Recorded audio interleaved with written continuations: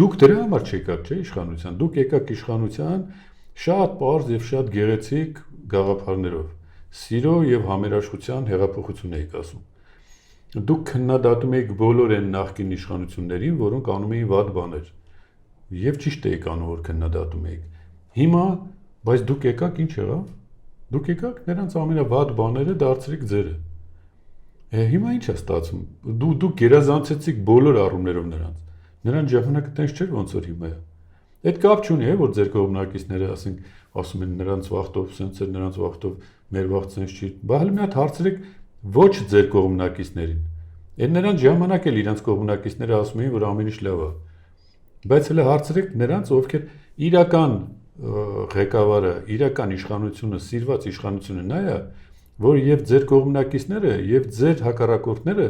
ձեր մասին հարգանքով են խոսում։ Այդ ժամանակ կլինեք իրական իշխանություն։